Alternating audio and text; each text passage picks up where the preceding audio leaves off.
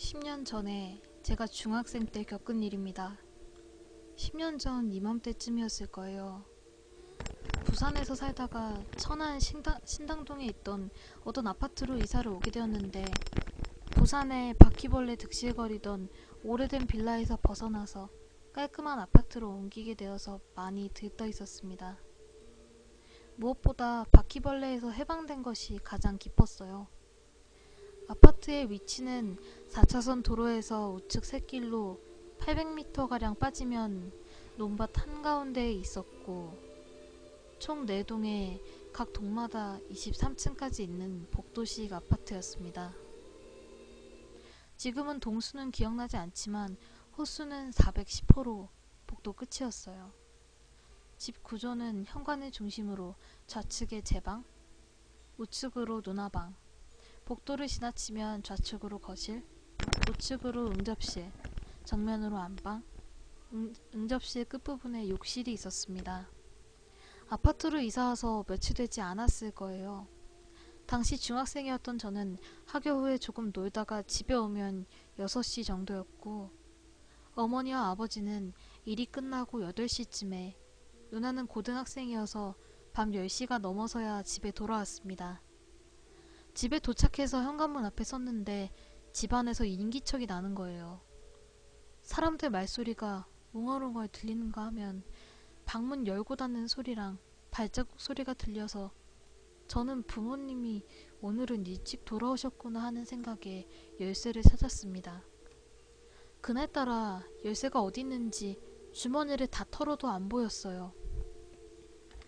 혹시 잃어버린 게 아닌가 하는 불길한 생각에 가방을 벗고 탈탈 털자 온갖 잡동사니와 함께 찰그랑거리면서 떨어지는 열쇠 소리가 들렸습니다. 살았다 싶어서 재빨리 바닥에 쏟아진 잡동사니들을 도로 가방에 쑤셔넣고 열쇠를 돌렸습니다. 부모님이 계시는 건 저의 착각이었을까요? 저를 반긴 건 캄캄한 어둠과 정적. 순간 발끝부터 머리끝까지 털이 곤두서는 느낌이 들었고, 팔에 도단한 소름을 문지르며 현관에서부터 재빨리 불을 켜고 들어가면서 화장실까지 집안의 온갖 전등을 다 켜고 텔레비전 볼륨을 크게 해놓은 채로 부모님이 오실 때까지 벌벌 떨어야만 했습니다.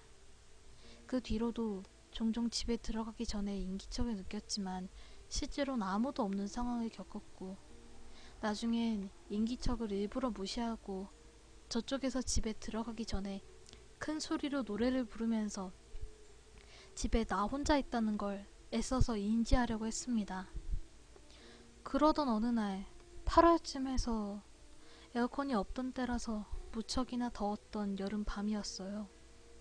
당시 저는 방문을 활짝 열어놓고 자는 습관이 있었는데, 그날도 그렇게 방문을 열어놓고 열린 방문 쪽으로 머리를 두고 잠을 청하고 있었습니다. 그날따라 왜 그렇게 잠이 안 오던지 한참을 뒤척이던 순간 거실 쪽에서 어떤 소리가 들렸습니다. 마치 긴 옷자락이 바닥에 끌리는 소리. 소리는 점점 커졌다가 다시 점점 작아졌다가를 반복했습니다. 당시 집의 거실에 좌탁이 하나 있었는데 누군가 그 좌탁 주위를 맴돌고 있는 소리였어요. 그때 저는 엄마나 누나가 계속 돌아다니나? 하고 잠도 안 오는 차에 나도 물이나 마셔야겠다 하고 일어나려던 찰나 소리가 하나 부족하다는 걸 알게 되었습니다.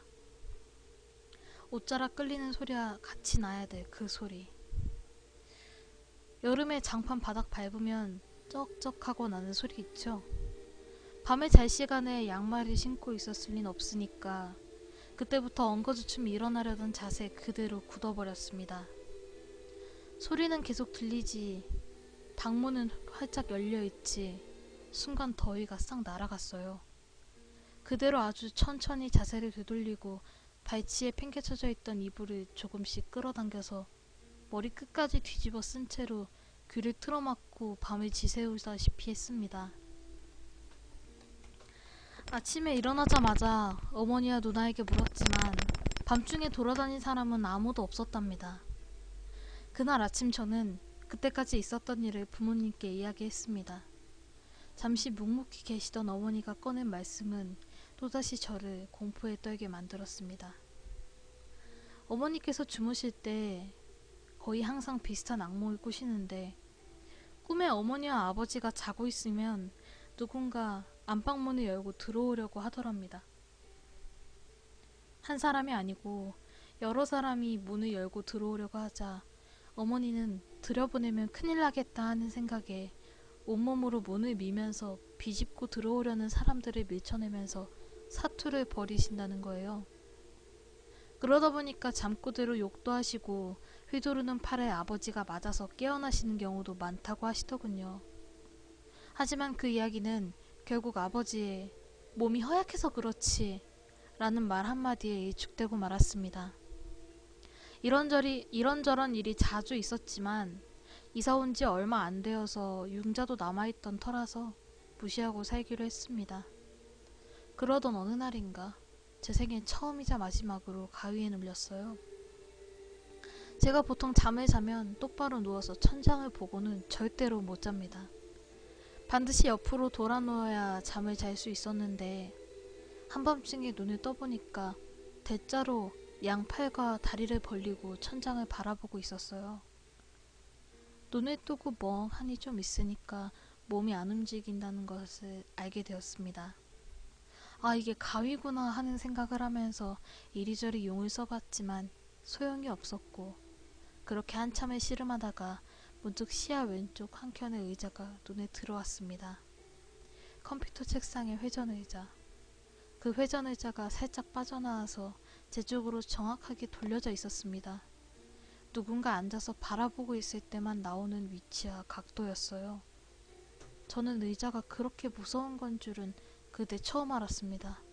더구나 누군가가 앉아서 움직이는 것처럼 살짝 흔들흔들 거리기까지 했어요. 온갖 비명과 악을 질렀지만 목소리도 안 나오고 몸도 움직이지 않았습니다. 그렇게 지옥같은 시간을 보내다 보니까 어느새 눈을 떠보니 아침이었습니다. 그 후에도 몇 번 이상한 일이 있었고 결국 제가 그 집에서 계속 살면 가출하겠다고 억지를 부린 덕에 지금 살고 있는 집으로 급하게 이사를 가게 되었습니다. 지금 사는 집에선 예전에 그 집과 같은 일은 더 이상 일어나지 않았습니다. 지금 생각해보면 그 집에 있던 것들은 사람에게 해를 끼치기 위한 것이라기보단 장난기 많은 녀석이었던 것 같습니다만 마지막으로 지금 그 집에 살고 있을 사람들이 무사하기를 빕니다.